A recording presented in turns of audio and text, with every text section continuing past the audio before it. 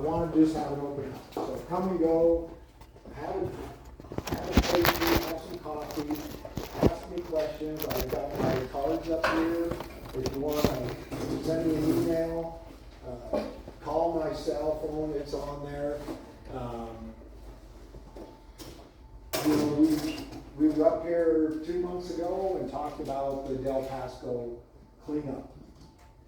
How many want or have questions about that?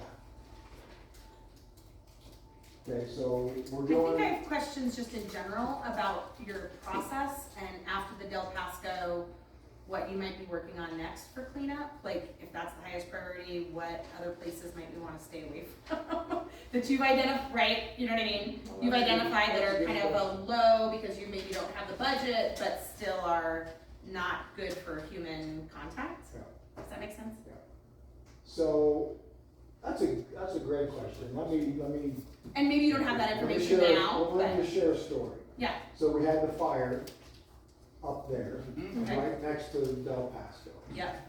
So thinking the way you just phrased that question, I said, oh no, I don't want my firefighters up there in that area Right. fighting a fire, maybe digging line if it's And then that toxic. yeah.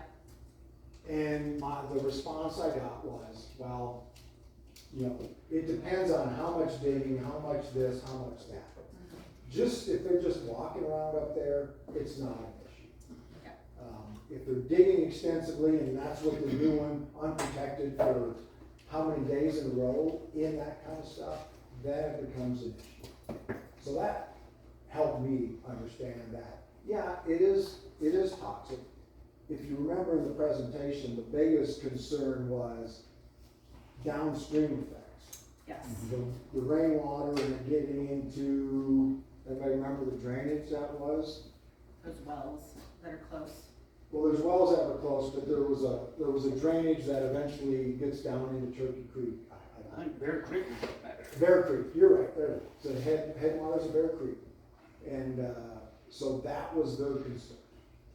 So Right. we have another one on the program of work for this year and next. And it's down by, Mayor. I'm trying to think of the name of it, but it's similar, right? I've driven over that thing, cause I worked in range management, so checking that allotment, driven over at least 5 times. And I knew it was a mine site, but I never knew it was dangerous Yep. or hazardous. They've been talking about that for years. Yeah. So, when it becomes a Superfund site, like the Gold King down the Mayor, so that's where, like, that's big dog. Right. So, yeah, so we're moving ahead. We put out a draft environmental analysis, that was kind of why we were here last time. The period for comment on that closed June 7th, and we got 2 comments, so we're going through those, seeing if we can fix that up. I think most of the properties at that road we analyzed using the 52C road, and the cost of that was like gonna be cost prohibitive. Increase the cost of this project to where they thought, well, we'll use this. I think they've made contact with all the property owners that they're gonna cross, and they've gotten those letters worked out. That's my understanding. I may not be 100% true. So that's what I was told. I did bring one map. Try to get my bearings here. So the colored places here, the pink here, the green, are some projects that we have planned for prescribed burning and maybe some mastication and hand thinning and piling, things like that. And that's, obviously the green is house mechanical, 50 acres, so just protecting that wildland urban interface, right, where we've got forested next to that. The pink is the wildland urban interface project for Crown King, that's 305 acres, so that's prescribed burning. is the plan there, and then prescribed burning is the plan out here in Horsley. So those will be in-house funded projects that we plan to do to improve the health of the forest, and the ones around Crown King to help improve, right, mitigate potential wildfire coming into Crown King. I have a question. Sure. Over here, we've had prescribed burns planned in the past. Mm-hmm. Are the probabilities any better that they'll occur this year than they have in recent years? Because we really need some coverage on some certain areas on our flanks. We had a plan, we had 3 prescribed burns planned for the week after Father's Day. We were gonna start on Monday, and we were gonna get about 4,000 acres out in Chino Valley. The window was looking right. Monday came over, Sunday was potential red flag, Monday was potential red flag. They didn't get red flag, but they were hot, dry, and windy, which, to be honest, is the conditions we need to burn that grassland down there to get it to carry. But what it caused was for our fire conditions to go too extreme.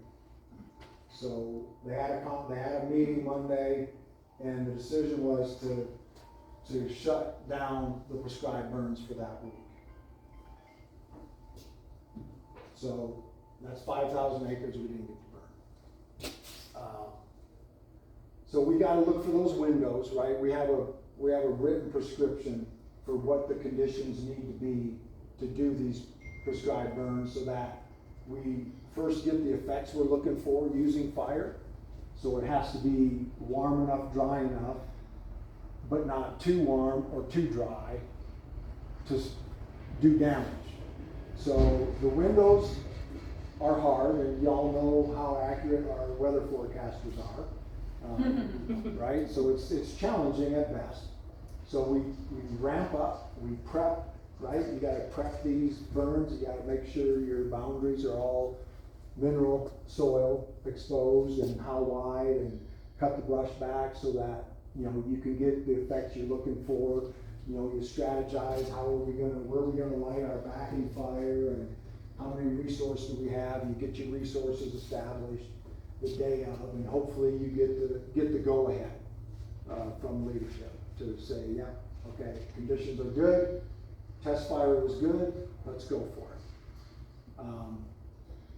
Our priority this fall, number one priority is gonna be, we've got a 4,000 acre burn in the Prescott area that we are targeting hopefully in September. So that's our number one priority, and honestly, I haven't looked to number 2. So I don't know where these land in that. I keep hearing about them, so I know they're on the radar, and they wouldn't have given me this map if they weren't. So yeah, any other questions on what this map shows? So, when you say year, you mean calendar year? So if it doesn't happen this calendar year, then it'll go, but then maybe something rises to a different level of importance and we get bumped again. So there's always kind of like this juggling of conditions and then growth and, okay. So we burned 6,000 acres in Prescott last fall. Most acres we've ever burned in a year in that urban interface. Great effects, a little hot, a couple spots, so we did kill some ponderosa pines. We're stepping back, analyzing that. What did we do wrong? How can we do better next time? We've got this big one planned this fall. We want to get that one done in September because it's before the end of the fiscal year.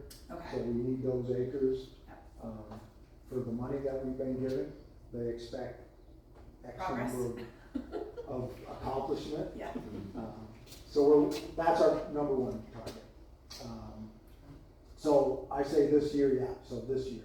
We've got X number of acres, and to achieve that, we're putting all in on that because it's 4,000 acres, and that'll give us what we need to get close.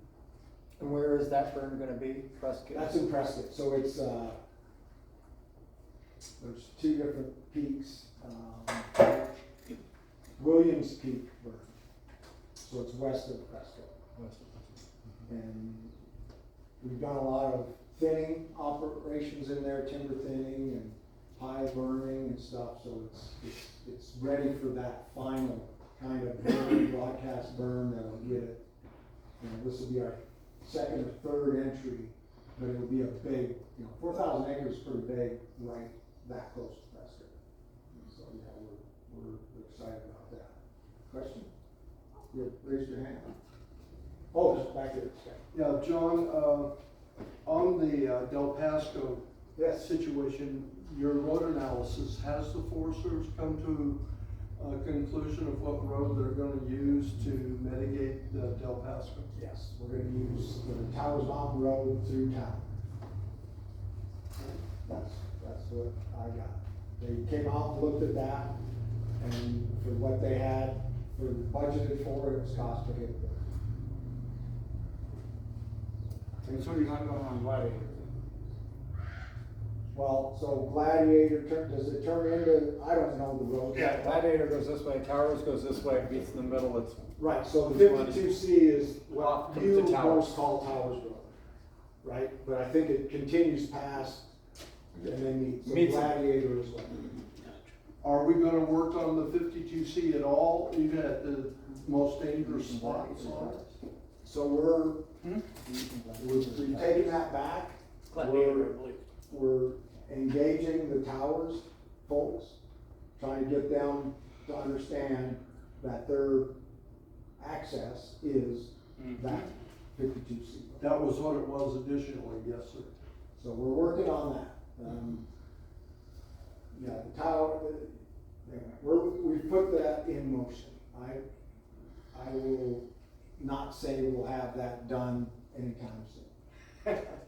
What we are hoping to get done, completed this fiscal year, so before the end of September, is this heritage survey of Senator Highway from the Union Saddle all the way to Crown King, so that we can start engineering what needs to be done to bring that road up to level 3 maintenance standards, which would be, it'll look like the road from here to Horsley Basin.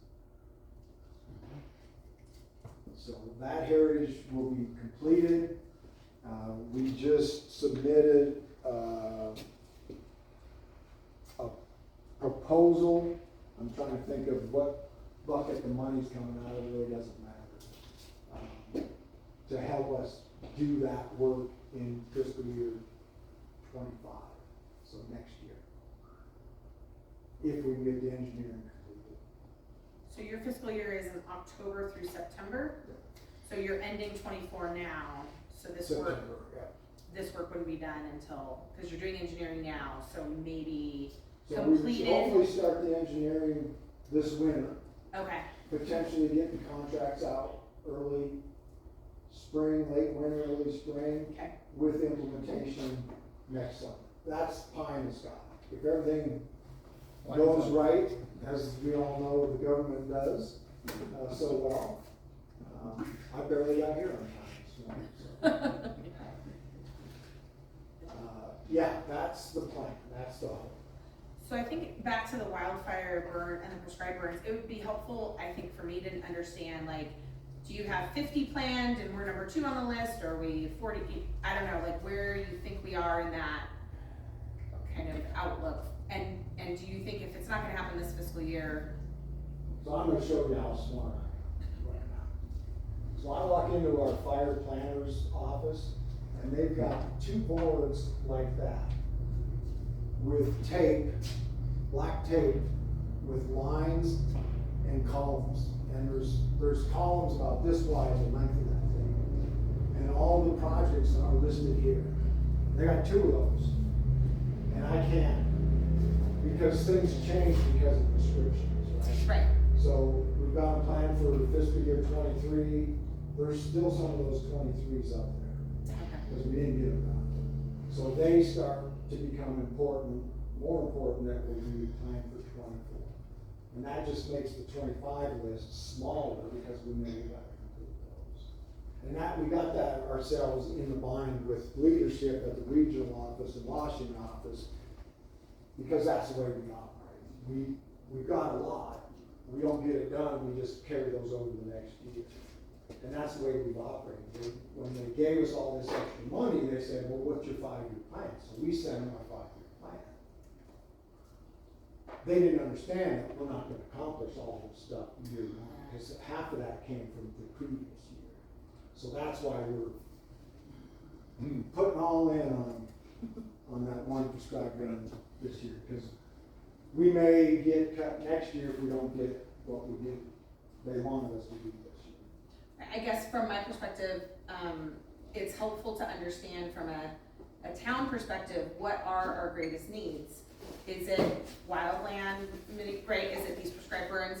And then if you all are not able to fulfill those needs with your timing or budget or whatever, then how else does the town start to tap into other people to bring us the safety and the security of water and right roads and all of the things that the town needs to continue to sustain itself?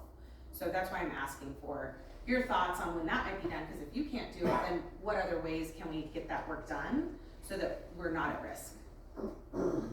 Not that we have a bunch of money, but, right. Right, so that's what we're trying to do. So the region in 2022 came out with a 20-year strategic plan. Okay.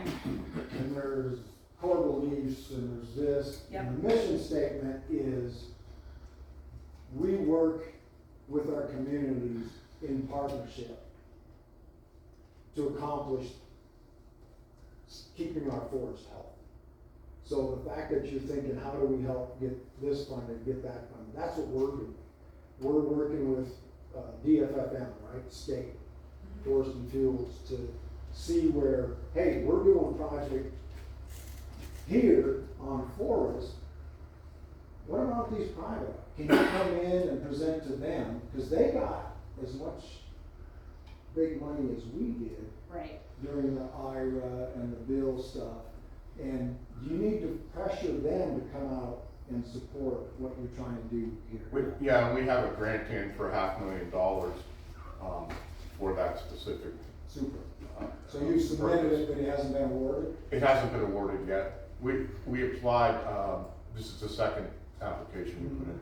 We didn't get it the year before, which we really thought we would because we're such a high risk. Right.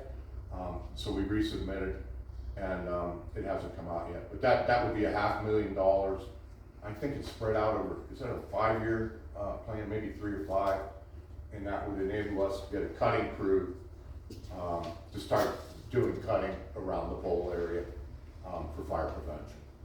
So that's what we're working on. Right, so that's option A, but what is B? Right, that's why I'm asking, like, what are the other ways that we can continue to meet the needs of the town? Because we know that a healthy forest then also allows water to be more plentiful, right? If you have all these trees sucking up our water, then wells go dry and those types of things. So if we start thinking long-term, that would be helpful, in my opinion. That'd be very helpful. The bond was also a big help too, because they installed several water tanks around town. Yeah. Maybe prayerfully they'll get more, but those are huge. Water is everything, obviously, for fighting fires. Maybe we can hope for more or encourage more tanks to come into town. Yeah, that's a good point, Kurt. We did use some bond money to purchase 5 tanks that we've installed around town. And that was in conjunction with our agreement with the ISO rating that brought our rating from an 8 down to a 5. We had put out a plan to them, this is what we're gonna do, and that's how they dropped our rating down. So we started with those 5, and maybe we could get some more spread out throughout town. Great. Thanks. Y'all aren't participating in my science experiment this morning. Everybody has to come up and grab a donut. Right? Because I don't know who I like in this room until I know what kind of donut you like. Right? And if you like the kind of donut I like, then we can talk. But you already ate the donuts that you like, so. No, I didn't. I didn't eat breakfast this morning. I knew. I prefer fritters also. See? That's my guy. That's my guy. I like apple fritters too.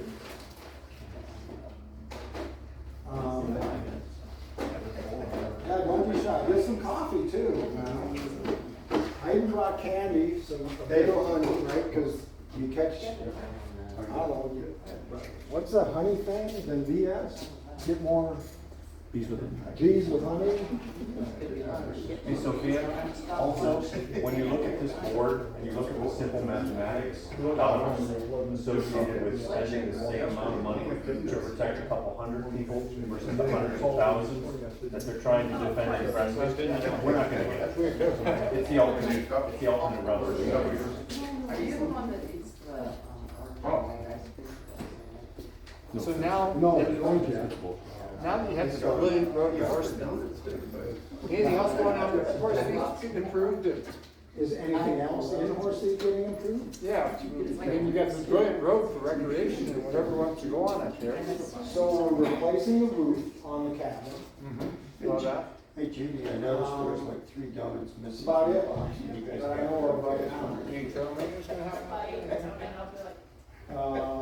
Not that I know.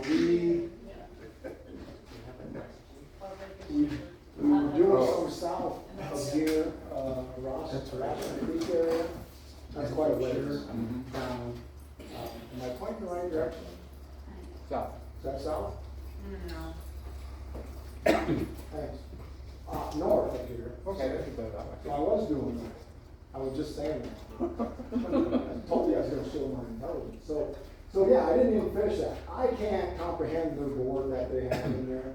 I walk in there, I'll get a call, and they'll be gone, and I'll just stand there and look at the boards and try to figure out what our next priority is. So, Jack, you want to build it? I spent the first 9 years of my Forest Service career in range management. So I worked with ranchers and we put cows out there to graze parts of the forest. And I know that really well. So now I'm a line officer, so I need to know range management, I need to know minerals, I need to know geology, I need to know timber, I need to know fire, I need to know recreation, trails, wilderness.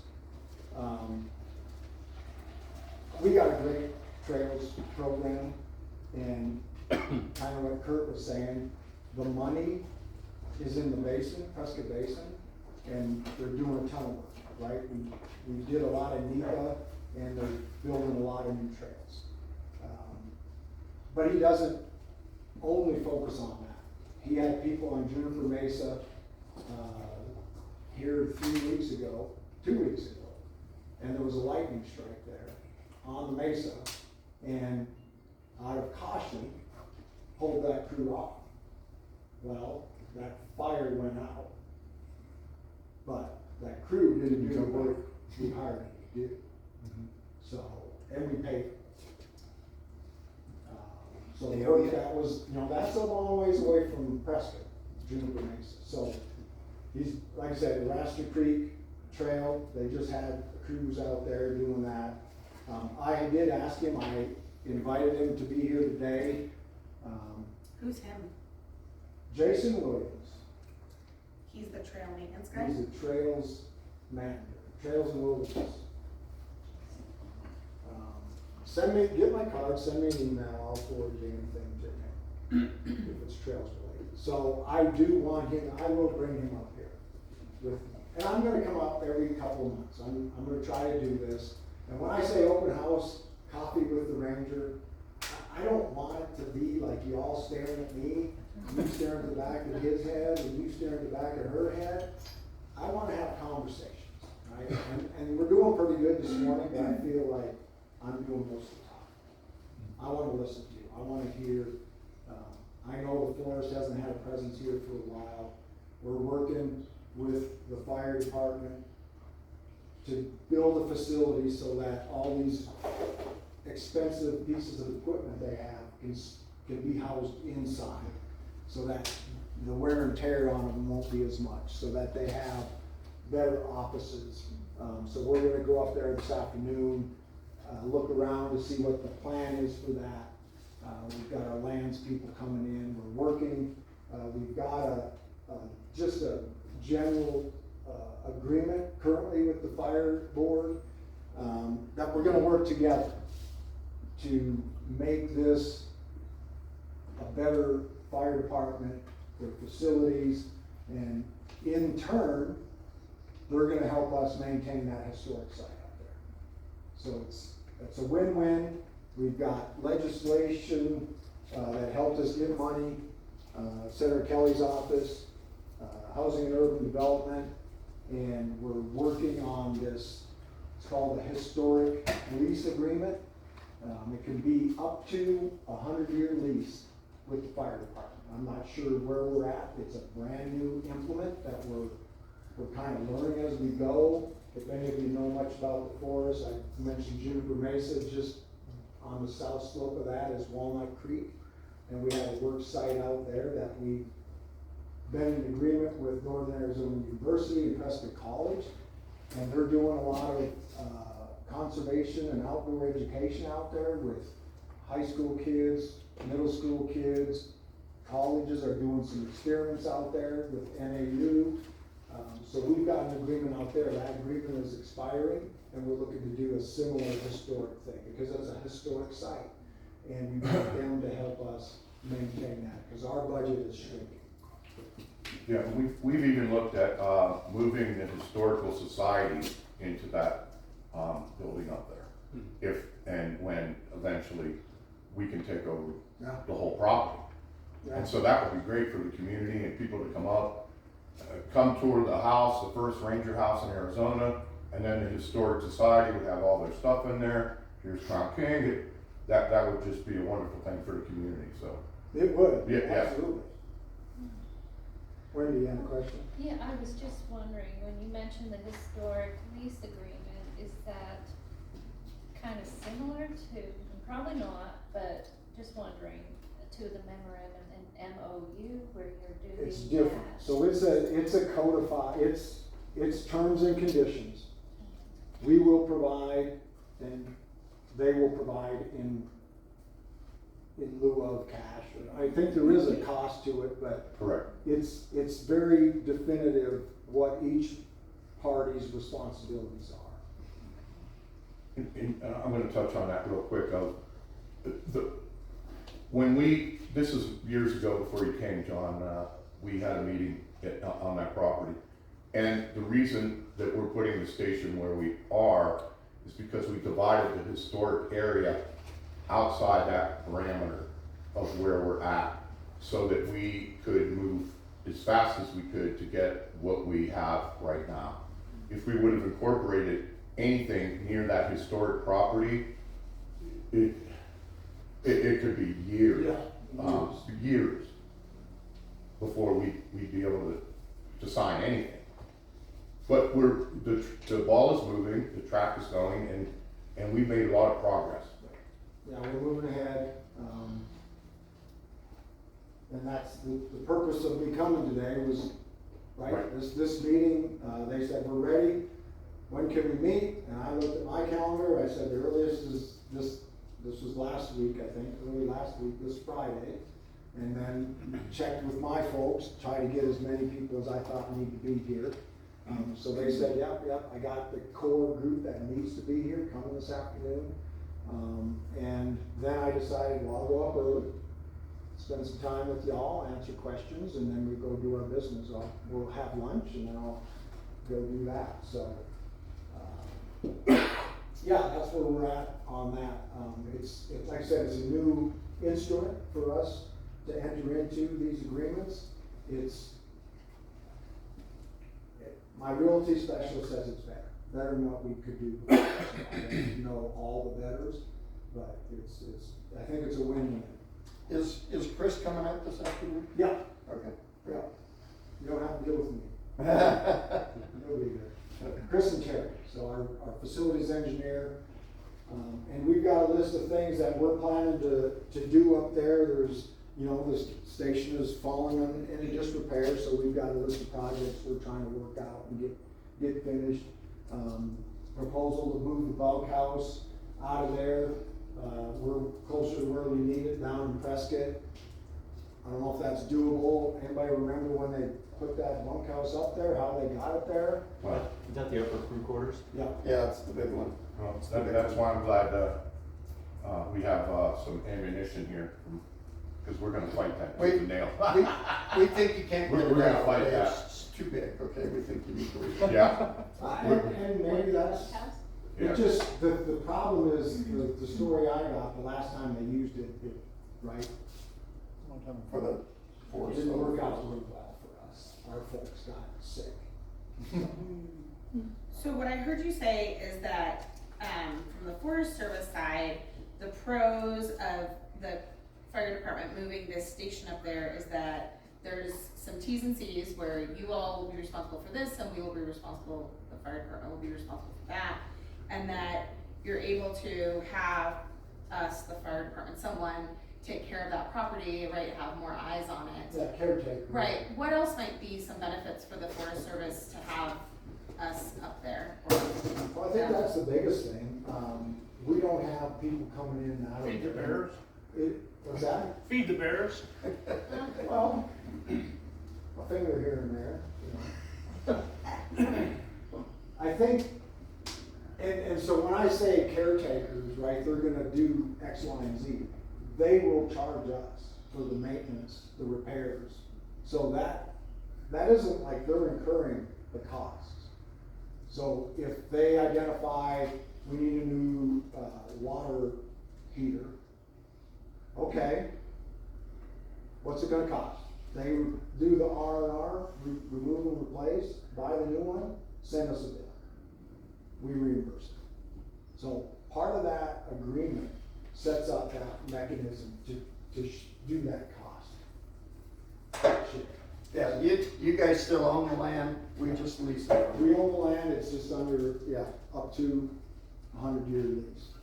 So I guess, some of the concerns I think that the community might have is that, when you don't have a presence here, right? Because if you are, and your budget is shrinking, then how do we continue to advocate for the needs of the community? Because we are so small and we're not a Prescott.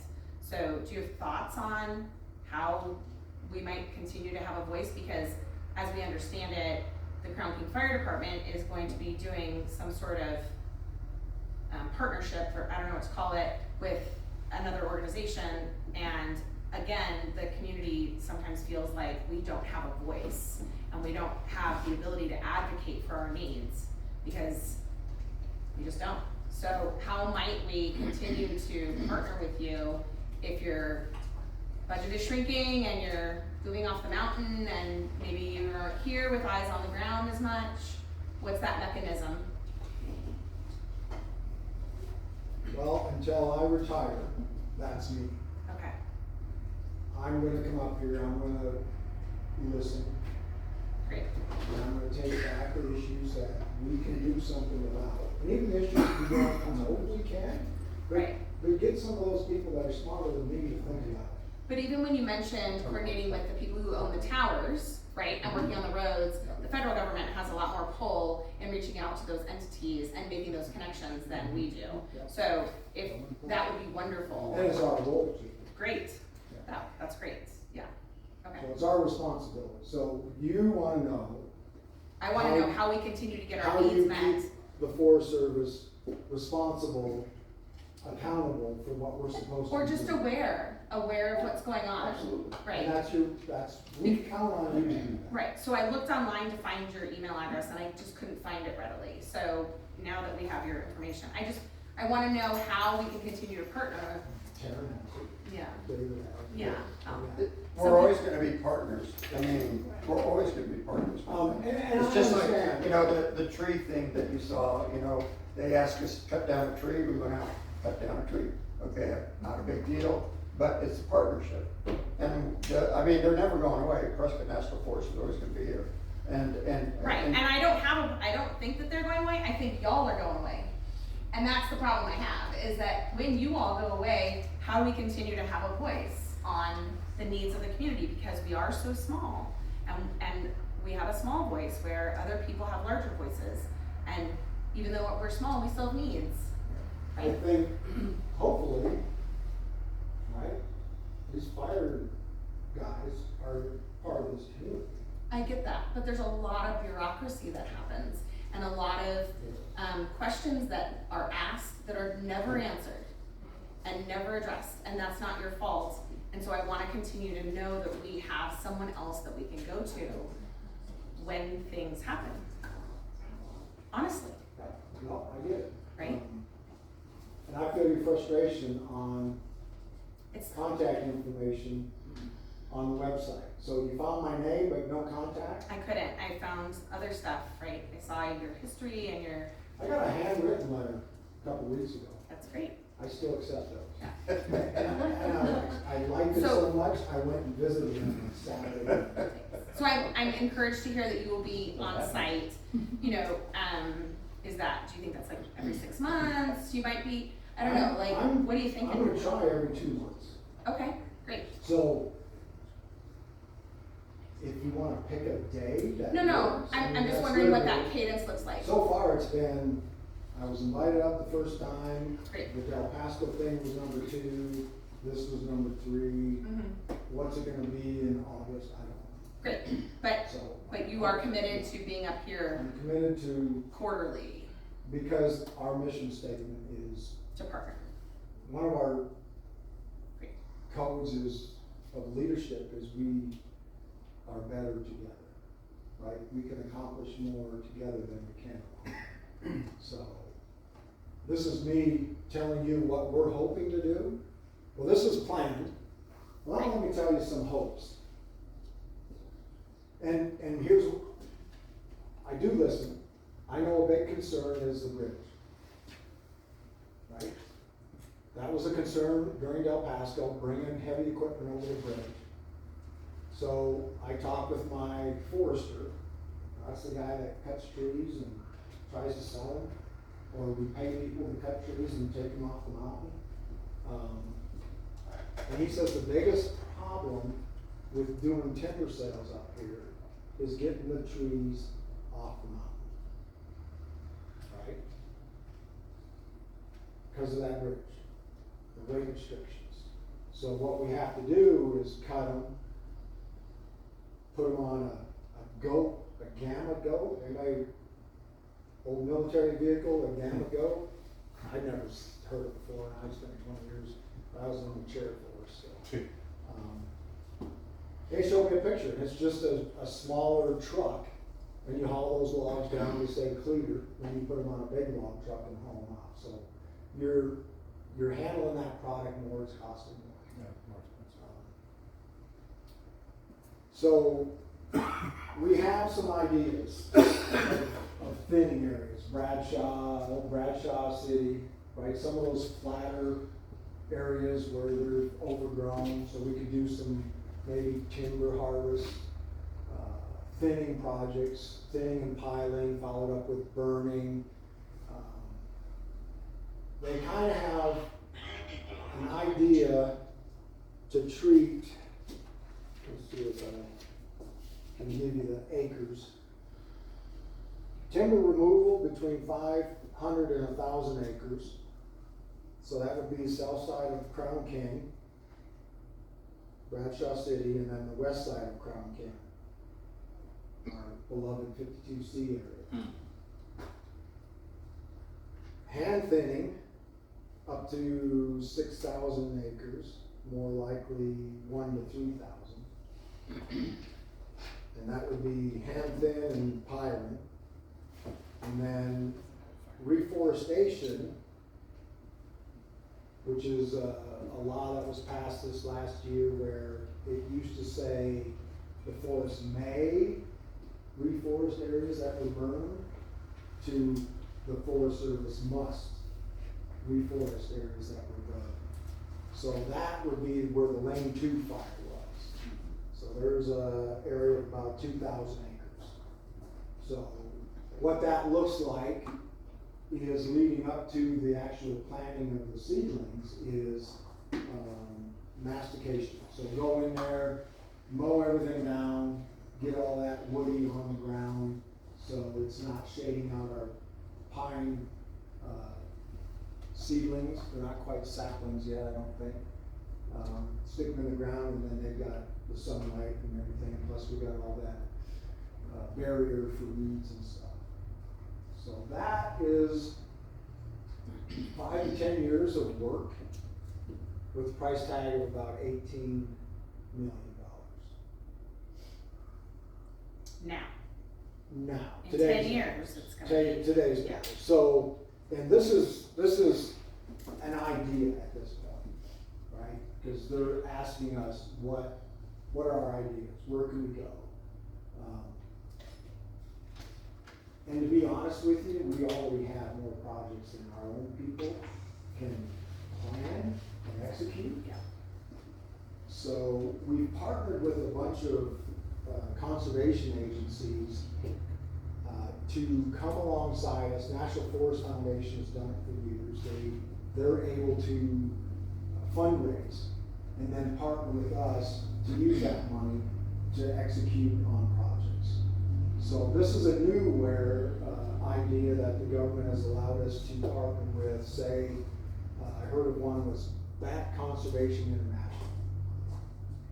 And this forest in New Mexico came up with a plan like this, about a 5-year plan, big dollars. And they partnered with Bat Conservation International. Bat Conservation International, I'm just gonna say BCI. They went out,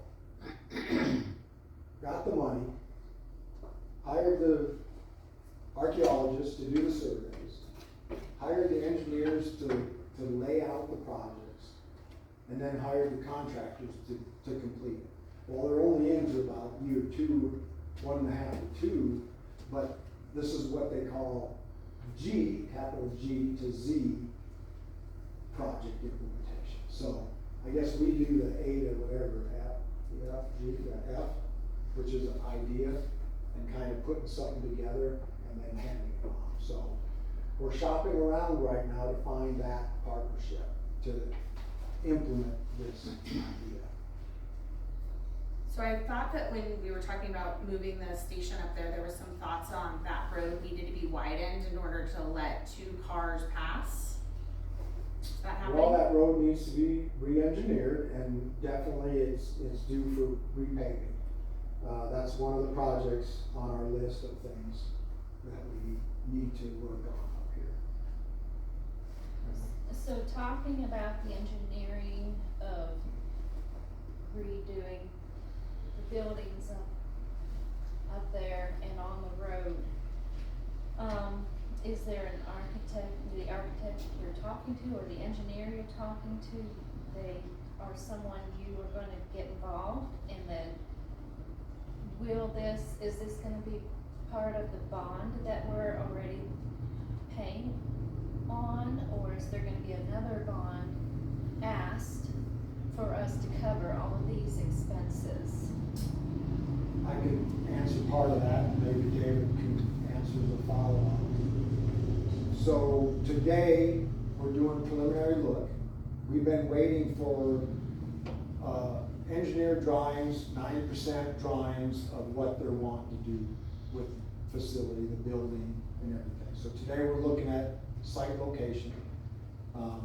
Once they get those drawings to that level, then they will come to us, and our Forest Service engineers will review for what we're looking for, make sure we're not cutting corners, and make sure we're not putting a POS up there, right? Something that's gonna be built appropriately for the use it's designed to be used for. And then we will sign off on that, and we'll, enter into this agreement, this mechanism, this instrument to enter into this lease where they can do that. And that's the then, MOU, right? no, this will be different than the MOU. Oh. We may do another MOU, I'm not sure.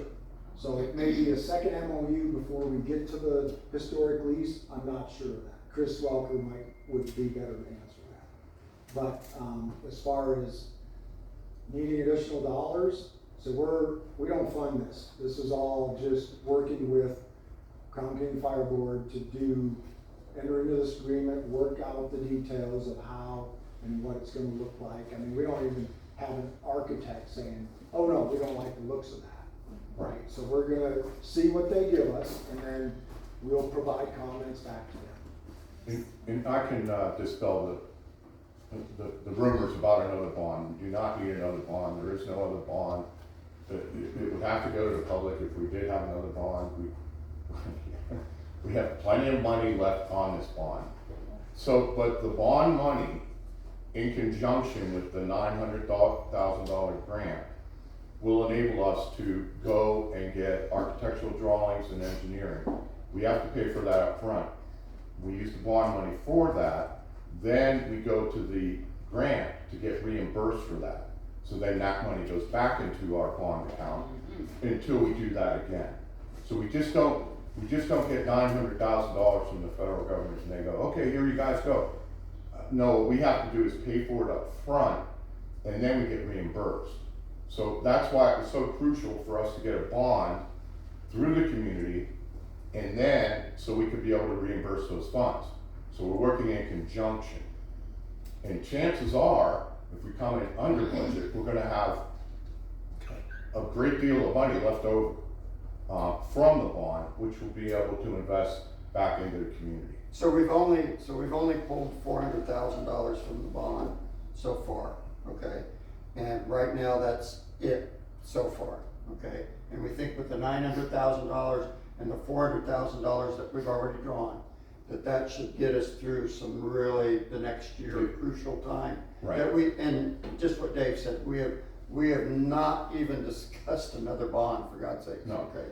Never, We can't do that. never even discussed it. No. So, and again, so we've only got 400,000, we've used some of it, like Kurt said, we use it for water tanks, we've used it for road improvements, we use it for a few other things, okay?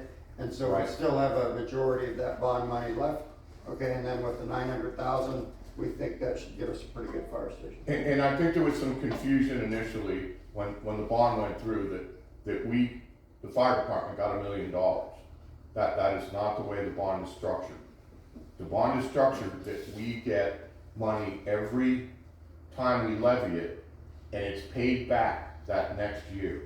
So we structured this so we wouldn't have debt in the community, and we could pull from that as we went along. So if we get to the end and we say, okay, we have another $200,000-300,000 we could levy, and we don't need it, then we don't have to. So it's the way that the bond was structured, that when we pull it, we pay it back. So there's no debt incurred. And that's why our property taxes went up quite a bit in the first year, because we pulled $200,000. And then the next time in our budget meeting, we said, okay, the fire engine station is not being built right now, let's pull it back, so we only do $100,000 per year for the next 2 years. And that's why taxes for most people should have come down and so forth. And we took 2 years to repay that instead of one. Yeah. And so that's where we're at. Bill, wait 1 second. I got one thing for Sophia too, that you were asking really good questions about communication and points of contact and execution stuff. In the short term, your best operational questions, you got two of our suits from the mayor consortium here. The battalion chief levels are super responsive, very easy to get to, call you back, give you answers, and we've had great help from people from mayor currently doing repairs up there. So it's not just about fire and medical. They've got folks that are actually doing the day-to-day demolition and remodeling and all that stuff too. So they're super involved in what's happening. I mean, personally, I got over 10 years serving. So it's sad to see this place go. But if you can envision a more modern facility with 2 EMTs and 1 paramedic to take care of the town, plus whatever wildland super center stuff they've got on their minds, we'll be blessed for having it. It's just, we gotta fix the communication and we gotta fix the transparency, and then we can be a town again. Right, and I think that, sometimes what I hear is like, oh, it's gonna be so great, but then the actual implementation of two EMTs is then I go to a board meeting and it's like, oh, we need a truck to get those EMTs up here, we need, right, and so it's like, there's this first, it's gonna be so great, but then the actual details are real muddy about how it's actually gonna be implemented, and so that's why I'm asking I'm targeted guessing questions. there's a lot of grant opportunities to get vehicles and equipment Right. and things funded for these rural communities. And- Absolutely gotta be. And I wanna answer that question real quick about the truck. That truck, it was not only to transport, personnel, and those were paramedics that might be able to come up. The chief said, hey, I have paramedics that are interested in coming up, but they have a car and they don't wanna drive up there. So we said, hey, we were in need of another truck, and that could be used as that. But that truck is gonna be a fire apparatus. So that truck will be outfitted to go out on fires and to make us money. It's just not a truck to drive personnel back and forth. So I just wanna clarify that. And we gave the chief approval to buy it, but he's applying for grants, to get a truck. And we might not even be able to, or need to, spend that money on that. Hey, John, Sir, there's been some concern about the road from the fire station down into town. yeah, Has any thought been given to that? When, in 1974, I drove a Model 70 pumper truck down, it had no problem. But, you know, first of all, we shouldn't be rushing that fast, but is there any thought on the improvement of that road? was it Especially with paved? snow. Yes, it was paved, sir. Okay. I Yeah, crawled up at many nights from the bar up to It's the due. trailer that was the Yeah. first crew. It's out. due, and Sophia asked that question, and, but yeah, we're looking at that as one of the projects we're trying to get finished before we complete the agreement Right. with the fire department. That answers a big question. But I think the question was also response times when it snows, and that, right, plowing that road versus being on Main Street, and so I would just open up that discussion. Well, and that's fine, if you wanna use my time for that, cause I have no dog in that fight. And I can answer that real quick. That's why we got the plow and the utility, truck. And the response time actually will be faster because we'll have guys living up there. So there's no driving to the station, getting in the truck, opening it. Those guys will live there. They will jump, hopefully out of bed. Slide. Slide down the slide. So, And they will be immediately dispatched out. So the response time actually will be faster. By requirement, because as part of the consortium, they have a standard that you've got to be getting to a patient or a location in a certain time frame. So that's but a we don't blessing. currently have a response time service level agreement like that? No, Okay. not that I've ever read. There is one out there. We are held to it in our NIPERS reports. Right. So, I mean, the response time is a 20-minute response time, Okay. which still living here, doesn't matter if we're here at the station or up there at the new station, it takes me 20 minutes just to get to the schoolhouse sometimes. Yeah. So, depending on what vehicle I'm in. So, it's kind of we're just trying to improve on certain things, and if we can improve even 1 or 2 minutes here and there sometimes, then that's a big improvement for the fire department. So, And that was all part of our ISO rating for our insurance to go from an 8 to a 5, which is unheard of, what we did. That was like a miracle. So how might we get more information about these terms and conditions that the town is agreeing to, John? How might we get more information about the responsibilities that we're accepting as a town, that, you know, this agreement, so that we go into this eyes wide open and And how can we get a certified copy to be able to see it? Get a certified, Copy of that or agreement. just so that the town is more aware of the types of obligations and liabilities we're taking on, or. When you right- say the Don't you town, think I we need should ask the board? clarification. when you say the town, I who are you think we should talking ask the about? board. I keep saying the town. What you don't have an interest. Who The are you interested talking citizens. about? We've got the fire department, we've got a board, we've got people on it, we've got people that live here, we've got people that come up a little bit here and there. There's people that come up once a year, I don't know who you're talking about. People in general. So I'll say taxpayers. I think Mike, Kurt, the I think taxpayers. Kurt answered your question, ma'am. Kurt said we need to improve our communications with the board and the Forest Service and us. You know, I'm kind of an outsider, I just started learning about a lot of this, and what I see is a lot of rumors that people are using as facts. Oh, that could be. And actually, what we need to do is tell the chairman and tell board members, hey, we're gonna ask questions, they may be simple, stupid questions to you, but we need honest, straight answers, just like John is doing right now for the Forest Service. And then we won't have this animosity among ourselves and we'll be able to work. They're the ones that are responsible that we need to ask questions to. I agree. Let's make them responsible. So if my taxes fund the projects that the Crown King Fire Department Board are planning and the department is planning, then I'm a taxpayer, I would like to know what my taxes are funding, and so how might we know what our responsibilities are and what their responsibilities are? Ask the board. So one of the things, you know, you've gone to a couple of our meetings, Sophia, okay? Correct. And if you get an agenda item, okay, which can either go to Dave, me, or the other Dave, or the chief, and say, I want to talk about this at the next board meeting. I want it laid out, blah, blah, blah, blah. We'll put it on the agenda item and we will talk about it. It won't just be a call to the public because we follow all rules, state rules, okay, even though we kind of bend them a little, okay, but we let people talk a little bit more. But if you get an agenda item, we'll certainly talk about that. Or you always have my phone number.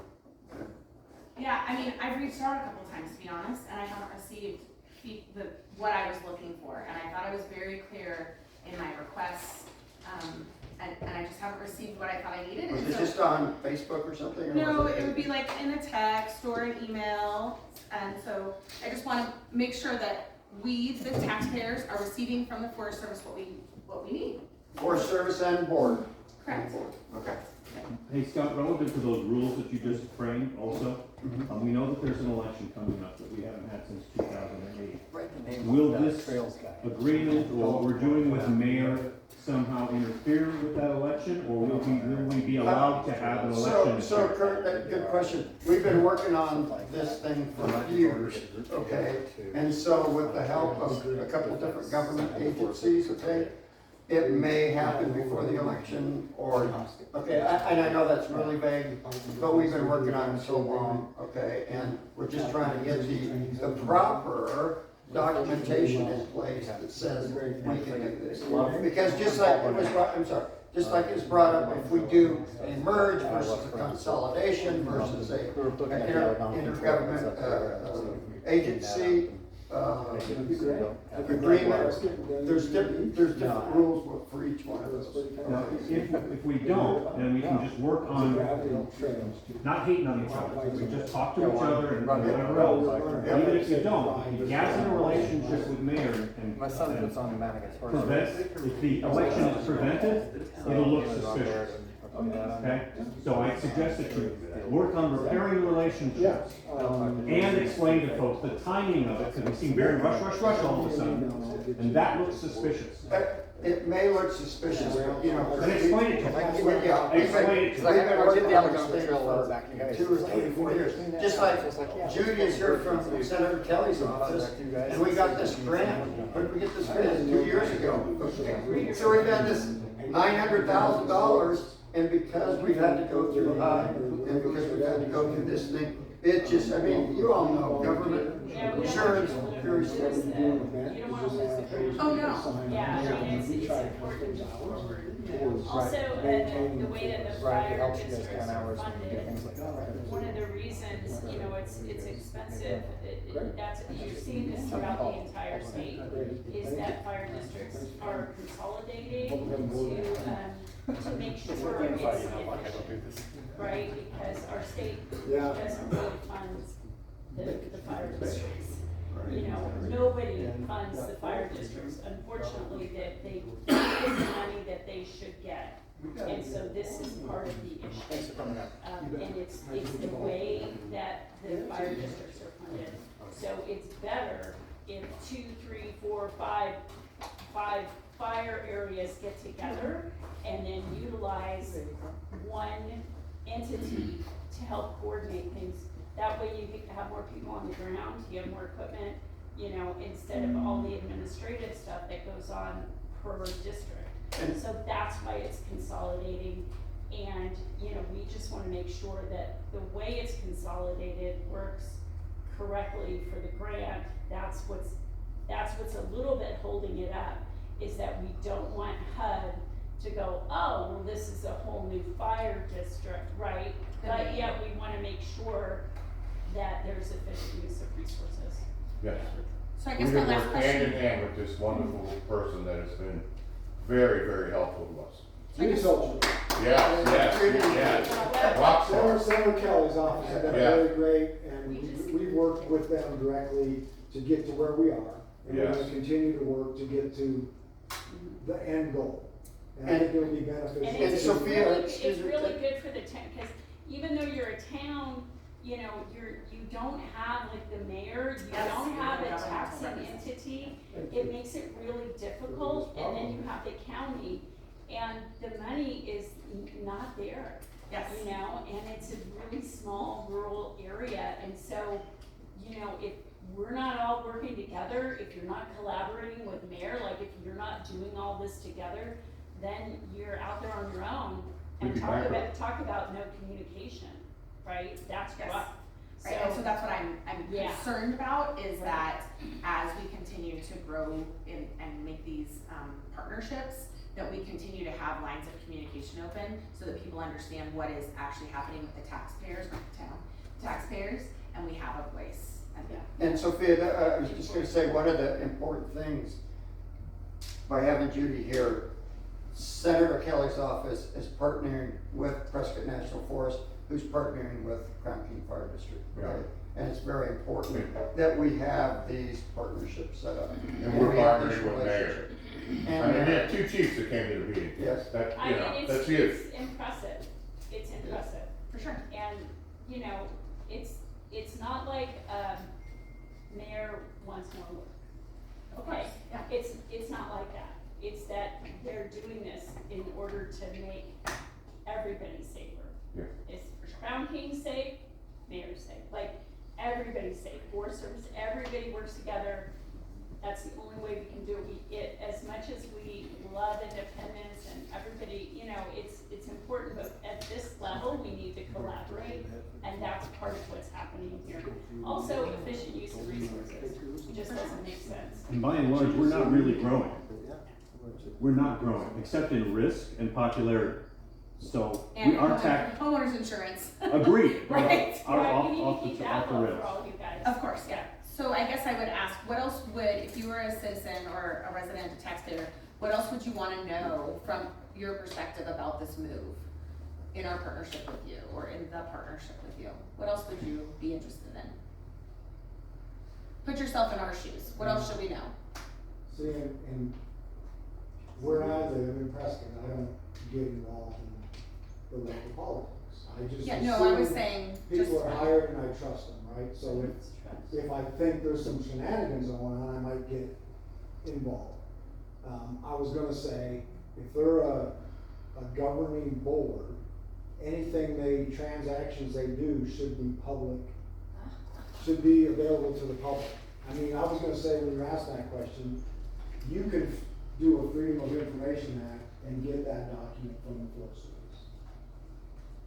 I don't know where the fire board is on that, right? So the first visit I had up here, sat in the chapel, talked to business owners, and I asked, is this, you said you're a chamber of commerce, is that codified, is that, and they're not organized, they're not a government entity.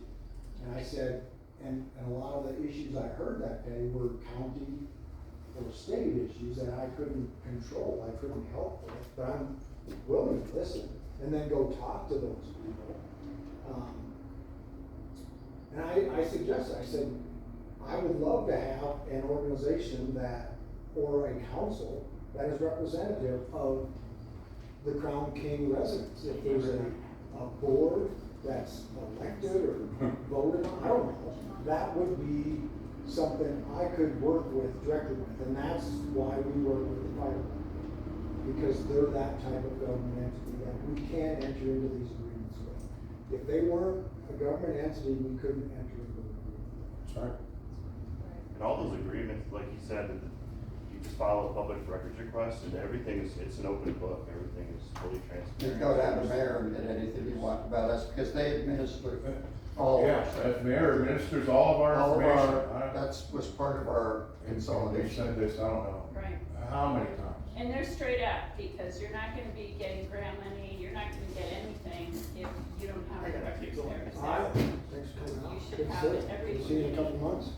So back to my question is, John, if you were a homeowner or a taxpayer, what might you want to know about this move up to the Prescott National Forest property from your perspective?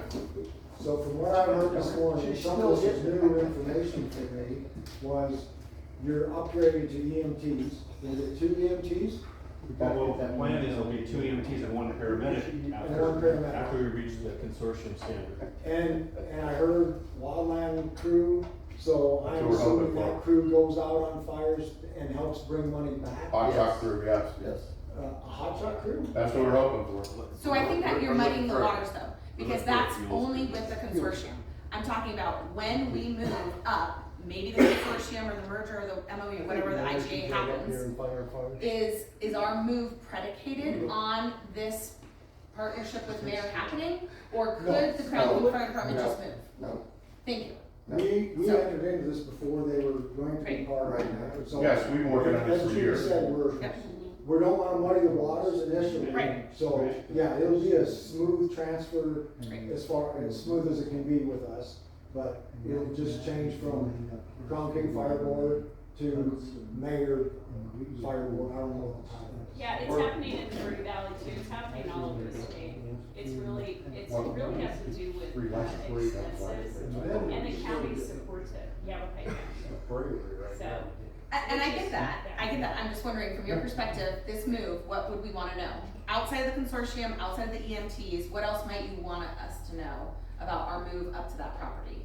We talked about roads, we talked about historic places, we talked about buildings and architects, talked about people getting sick in crew quarters.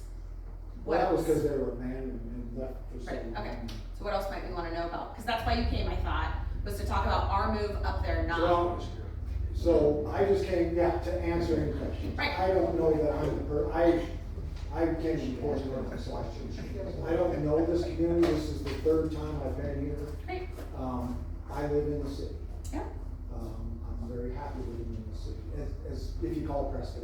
We're on city water, city sewer. I made that decision when we moved there, because it's the southwest, and I didn't wanna deal with the well, and I didn't wanna deal with septic. So I'm relying on the government to take care of it, to respond if there's a fire in my neighborhood. I got a call from my wife one day, I'm out in Chino Valley getting ready to go to where there is no cell service, and I get this message from her, and she's incoherent, and says she's gonna go lay down. And then hung up, and I tried to call her back and I couldn't.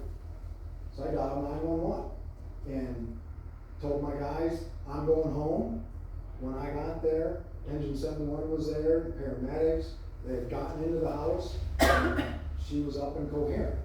But that's one of the reasons I live in my great, so it sounds like there's nothing else we should know about our move. life. Not that Okay, I'm not the last person to I mean, I think too, just for a facilitative standpoint, if you just look around where we're standing right now, and if you actually visit like where the offices are behind it, the crew quarters, yeah, I mean, it's in disarray.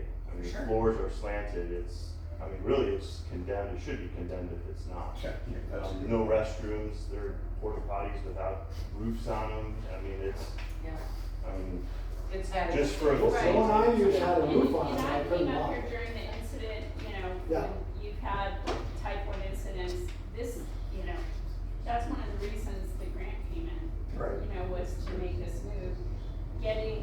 Forest Service property is a huge gift. Huge. Huge, yeah, it's gonna save Like so Christmas. much money, yeah, and it was incredible that it would all come together, and it was just right when Forest Service decided that they were going to release some properties that no longer fit their landscape, which was perfect for the fire department, and also for a fire danger in this area, and, you know, the changes, the drought, like, all of that is so important, like, it's an incredible thing for this community. I think I'll you tell said this- miracle at one time, didn't you? I know, right? I mean, it is. It is. It's Part of the problem was, like this, because it takes so long, you know, Yes. is that I can remember being in the meetings and everybody was told all of this was gonna happen. 2 years later, everybody acted like they'd never heard anything about it, and I'm like, we've been talking about, I remember hearing about it 2 years ago, we started this 2 years ago. So the communication in our little area, we just have a problem because we don't have a central way to get information out.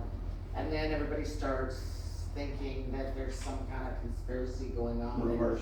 It's just part of being a small town. Yes, it is. 23 years. I It's think just we part should of it. employ one of the board Right, members and to during that type was up COVID more and people were information. And we might need a Yeah. communication person on our board. Right. That, you know, and then something people could look back to. Oh yeah, that was started 4 years ago. We did have a meeting about that. These are the things we all agreed upon and that we wanted. And because we don't have that, we get a lot of, you know, people hearing about things I never heard about that, and then all of a sudden there's people are trying to do things underhand. I just telling you, I remember 4 years ago sitting in here, and the reason that we were looking at that was that because we had to get these undercover or we weren't going to have insurance. Insurance. And Thank so, you know, Right. What it's all that's about. how it all started. What And it then all I come to started. meetings and everybody starts acting like they never heard anything about us going up there. Right. So, that's just a communication thing, and I would say at the board, if you had someone that, you know, people could look back and say, like, board meetings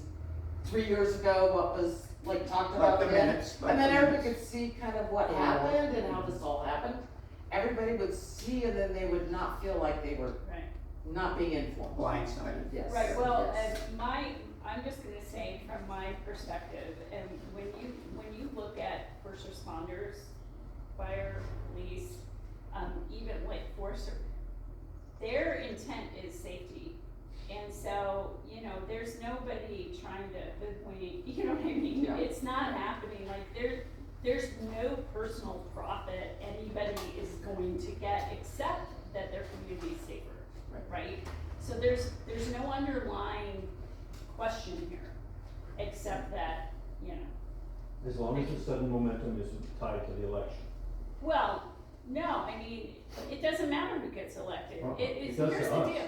Well, it doesn't really, because it doesn't matter. At the end of the day, Crown King sits in a very, very dangerous, like, situation in the forest. And, you know, you're gonna need a fire station, whether whoever gets elected. It doesn't matter who gets elected. You guys are still gonna have your issues here locally. And it's, you know, I mean, you know, so it's Selena Blitt, like your representatives care about you. It doesn't matter if they get reelected. I mean, you hopefully will get another person that is, you know, I mean, I don't know who's gonna get elected. It doesn't matter. Your concerns are your valid concerns. So everybody is here to make sure that this town remains safe. It's also, it's a huge, you know, where it's located. Also, I don't know, but I mean, it's a spot where you guys service fires. You've got the heliport, like this is a very important area for the state and for the area. So, you know, nobody wants anything to happen. And, you know, at the end of the day, Democrat, Republican, Independent, who cares? What matters is that the town remains safe, that you affordably can get this station there, and that you have good people.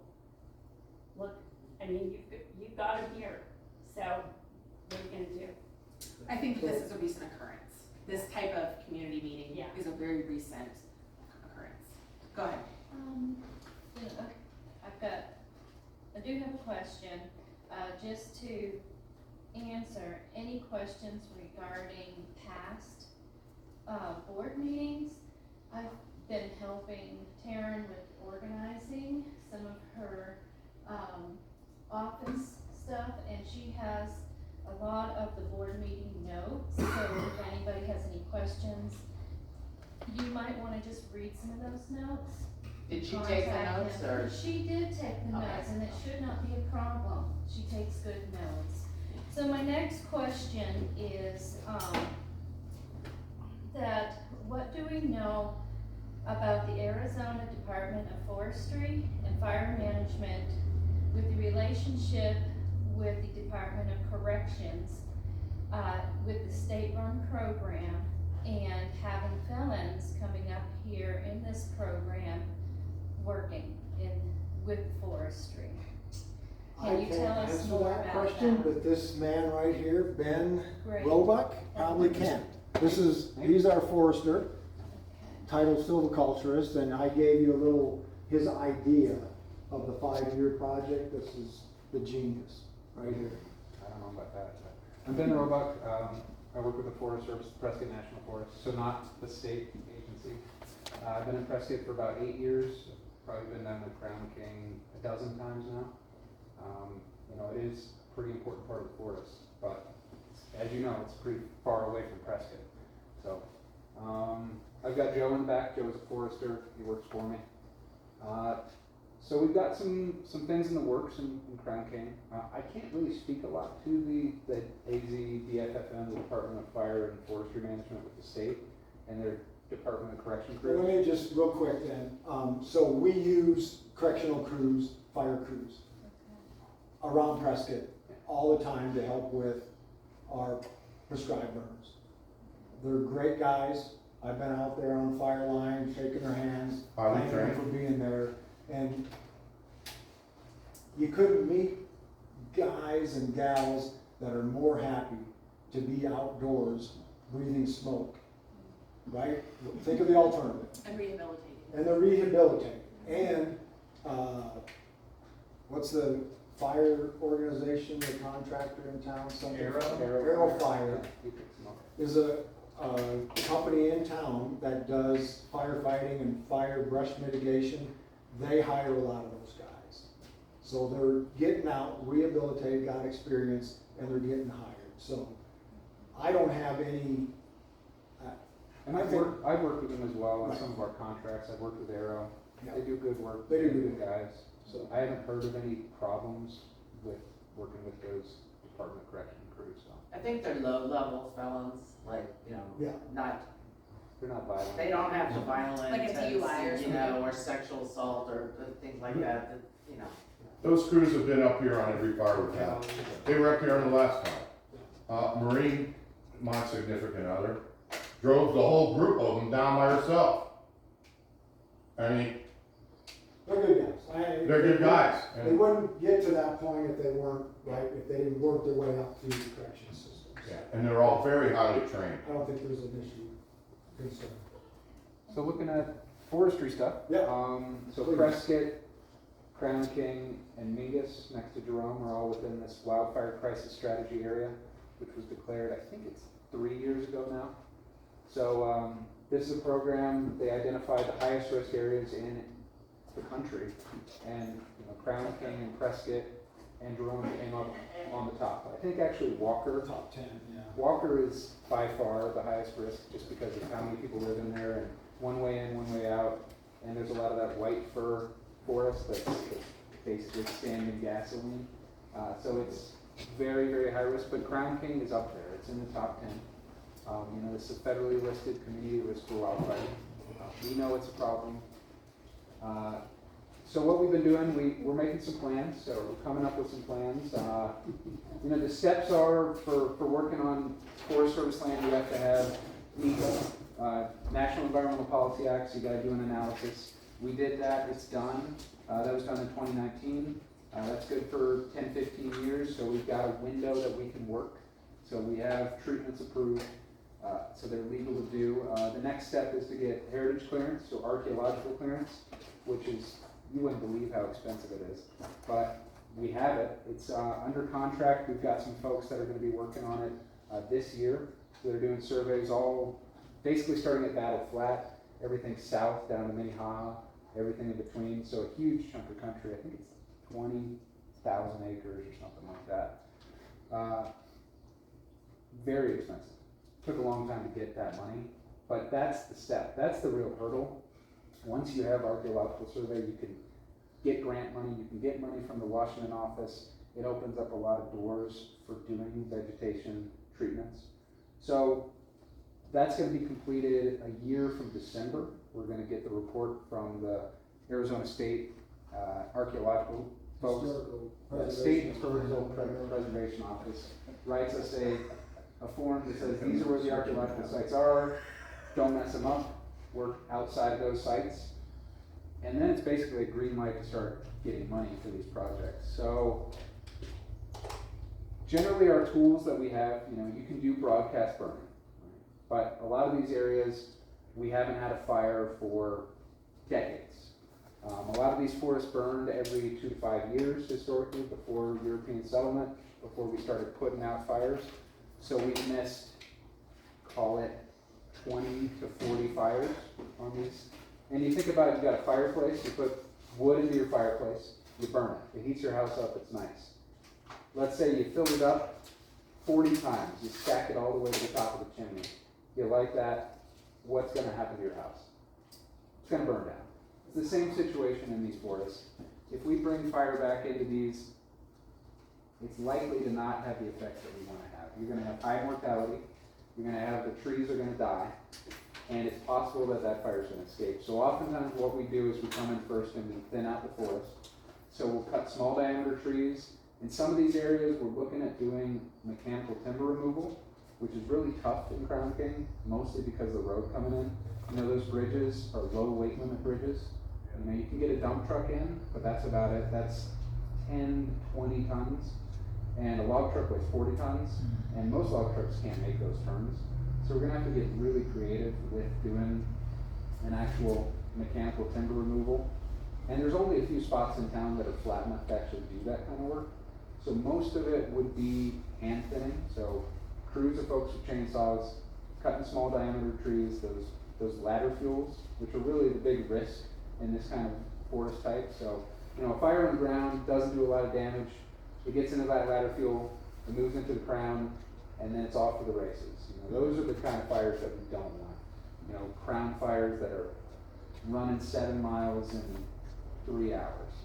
So a lot of the work we're planning, we're hoping to do is hand thinning. I also have some work that I am required to do over in Horse Thief. There's a new law, the Replant Act, that says after a wildfire you have to get it back to a forested condition within a certain number of years. And it's not a nice to do, it's a thou shalt. But a lot of that stuff has grown back since the Lane 2 fire. So we have to go in and do what we call a site prep, which is often done with mastication equipment. It's basically these big rubber tired machines with grinders on the front. So we are planning to put in for some funding to do about 1,000 to 2,000 acres of site prep and then plant in there. And also the area around Horse Thief Lookout, which was, it was in another fire that was the same year as Lane 2. So 2,000 acres in there. And then the question is funding. I get my heritage survey, I make a plan, I get projects lined up, and then I start asking for money. That's the real if. I don't know if I'm going to get the funding. I'm hoping, but how hope goes. So, there's some very key areas that we know about. Just south of town is really important. And on this western side, we know that those are really the important parts of town for fire risk, mostly because almost all of our winds come from the southwest. You've seen the Lane 2 came up this way, the Gladiator came up this way. We do have a big patch in here that hasn't burned. That's the open door, that we don't want a fire coming up through. So this side of town is the critical part of it. We have some small projects planned. The Crown King Schoolhouse Mechanical is 50 acres, basically right around town. And there are some prescribed, Schoolhouse, I think. it's around the schoolhouse, right? Okay, got it. It's called schoolhouse, I'm just guessing. And then, there are some prescribed burns planned, but they're gonna have a pretty tight window. A window is, you know, the wind conditions, the moisture conditions, you know, when they light that fire, it needs to be basically perfect conditions, because we haven't thinned out these areas. So those may happen soon, they may have to wait until after we thin it out, and then have piles, burn those piles. So there's a lot of ifs, but the good news is that we've got an archaeological survey under contract.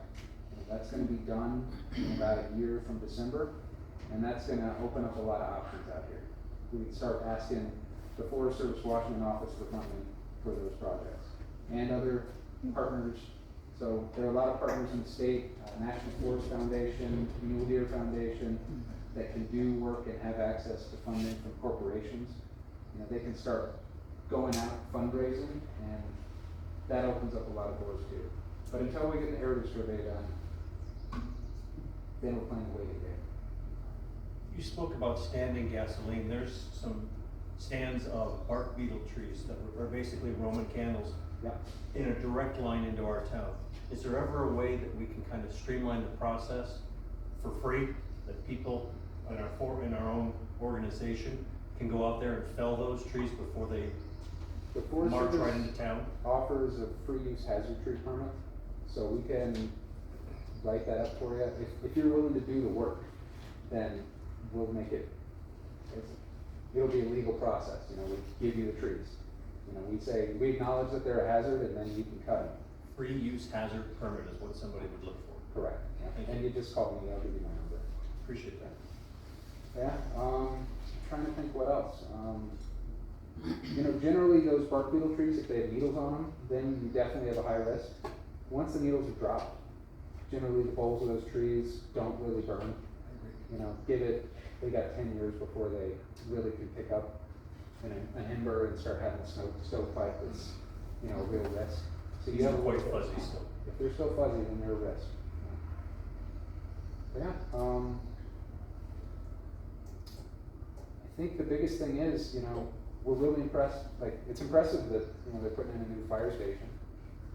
That shows that commitment, especially having a wildland fire crew, you know, it shows that commitment to firewising and, you know, doing work on private property. It's one thing to have Forest Service do treatments around Crown King, but we're gonna need help on the private side too. I mean, you go in, I come into Crown King and I tell Joe to turn on his radio. You know, he's scanning for fires right now. You know, we're here in June in Arizona in Crown King. I wanna have the fire radio going, you know.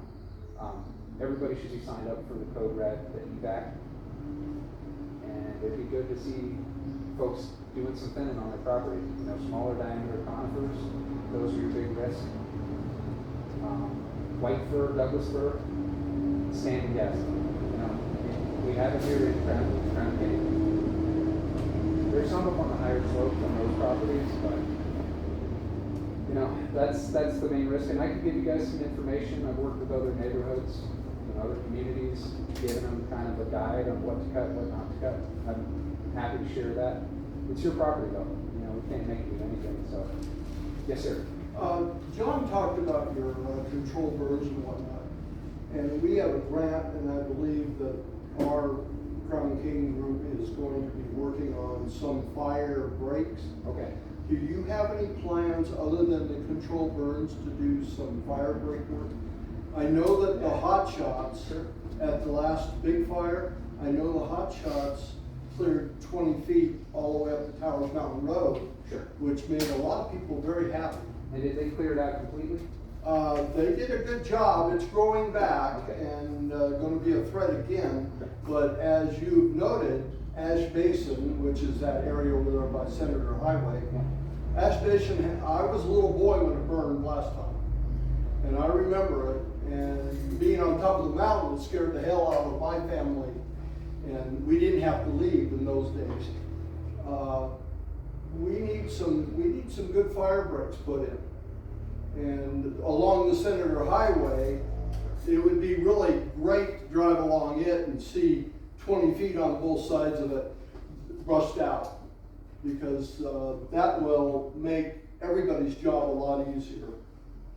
So, I know if we had our fire folks up here, they could tell you where their fire breaks are, that being one of them. And they know them from, right, the old fires that burned up here, and they put fire breaks in at that time. They will come back periodically and maintain those when we can. You know, we had a lightning strike, we had a couple lightning strikes, as y'all know, to the east of Crown King here. One of them was northeast, and it was kind of near an old burn scar, the SA Hill fire. And the plan was, okay, we got this old dozer line, will we open that up, and, you know, so they know they're there. So, you may not be aware of where they're at, but our fire guys are. I am. So, yeah, we're spread pretty thin, but, we will definitely, when it's right, when the timing's right, get up here, when we got crews extra to go prep some stuff, they'll get up here and do those. Thank you.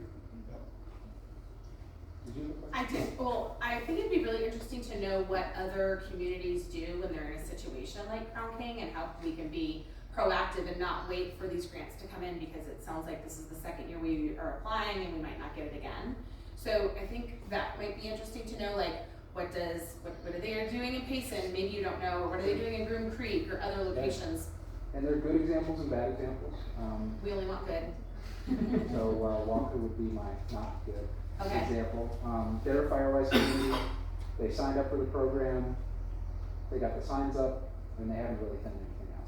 So it was all talk, no action. Correct. Great. Groom Creek is actually a really good example. They have a really active fire department in there. They've been doing a lot of thinning, at least on the west side of Senator Highways. Spruce Mountain, that part of the neighborhood has not done enough.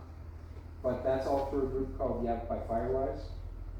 They do call in. I mean, I would not expect you to go in for a 2-hour meeting once a month. They meet at the county building up on Commerce Drive in Prescott, but they do a call in. They have access to a lot of funds. There are federal grants that have to go through these Firewise groups to get to private landowners, and they do matches. Yeah, So they'll do either like a 50-50 match or an 80-20 match, right, and that's amazing. That's amazing. It's Right. free money basically. If you put up 20%, they match 80%. So it sounds like getting a hold of the people who do Yavapai Firewise, and maybe asking the Groom Creek people how they got started with those programs would be a good model to follow. Exactly, yeah. And I've got the contacts for the folks at the Yavapai Firewise. Great. Because of our remote nature, we have a hard time getting workers up here. Sure. Do you have thoughts on that? I mean, it sounds like there's this Arrow company that might do that. Yeah, Arrow is, they're local. I have had neighborhoods work with the state before. Okay. So, Arizona Department of Fire and Fuel Management, they can do work on private land. That's one of those handcuffs to the Forest Service. It's just regulatory. We can't work on private land. Even with some of our good neighbor agreements, we can have private folks work on Forest Service land, but we can't have Forest Service work money or folks work on private lands, which is, it's cumbersome. It is what it is. Just the demographics of Crown King is an aging, right, population. We're a lot of retired people, and so we don't have the strength to do those works, and so that might be the only way we get it done. I'm 40, I don't like running a chainsaw. Yeah. So, I can only imagine. Right. Just so you know too, Sophia, we have been in talks with PNF, and we're still in talks with PNF to get into one of those good neighbor agreements. So, and that's part of the $500,000 grant that we're kind of putting in for right now as well, is so, because everybody around here knows, you can step out your front door and be in Crown King. You step out your back door and you've got a yellow sign in the back of your house that says Prescott National Forest. So yes, 2/3 of this town is basically Prescott National Forest. And we do have to have those agreements with PNF, and we are in talks with that. So that is something that is in the works. Right, I guess I was more speaking to the fact that when we've been told, right, when fire comes here, the people who have cleared their property might have a better chance, right? And so if we could individually, while you all are working on your larger initiatives, if we could start smaller initiatives, then that might motivate and it might For sure. build. And Joe was a hot shot for several years, and have you done triage with structures? So what's the tag system? There's the different colors. Red. Do you wanna Google it? I don't remember. But essentially, I mean, if we get to a house and it's gonna take us 8 hours to make it firewise, and then your two neighbors, we could do 4 houses in that same time. I mean, we're always gonna choose to save 4 houses versus 1 And house. they're- Because to us, they're all houses. Like, we don't have an emotional attachment. Yeah. So those houses that are a walk away situation, they put a red tag on. The houses that can be worked and can be firewise in a short amount of time, get a green tag. You want a green tag in the fire zones. You wanna be in that situation where Yeah, and they're, The and fire they're quick crews. assessments, it's not like, oh, it's, let's pull out our checklist and go through it, 'cause it 20 is, seconds. it is like literally a drive-by assessment.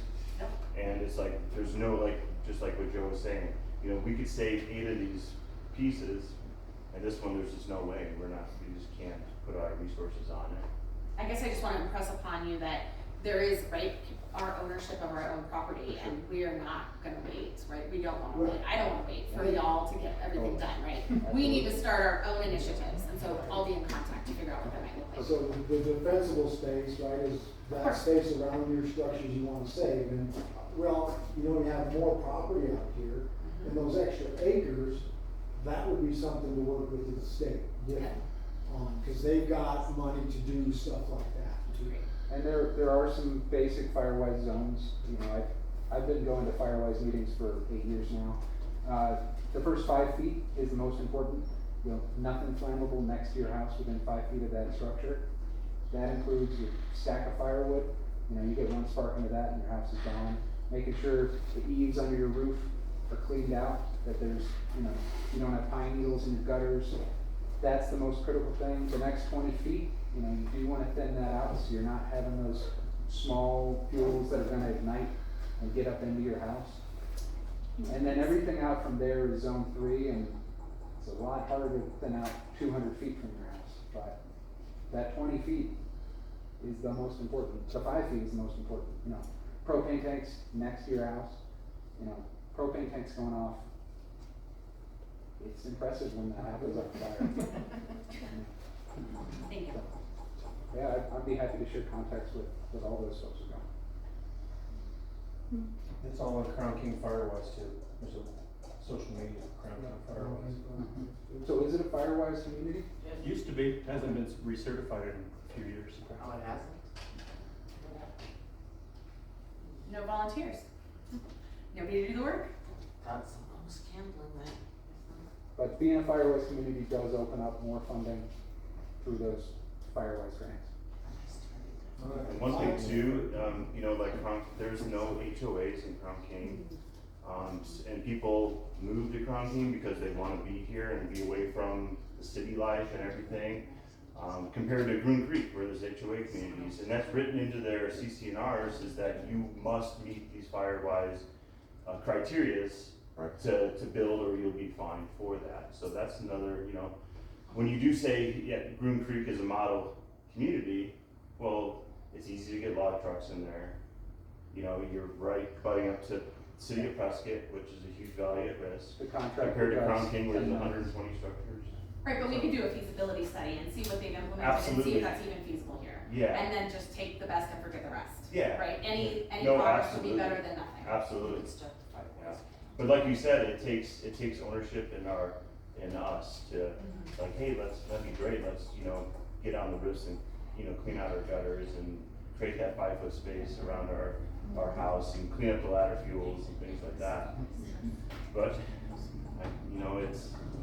it takes gotta work. It's gotta work. Well, I just wanna thank y'all for coming and asking really good questions and challenging us to answer them, right? And honestly, we have the best of our knowledge. Hopefully we can do this again. Is there any questions you didn't ask that you want to? You got 30 seconds. Thank you for coming up. You're welcome. Yeah. And Thank you and too. next time we'll just do a big circle of chairs and not put me in the front. Or maybe no chairs at all.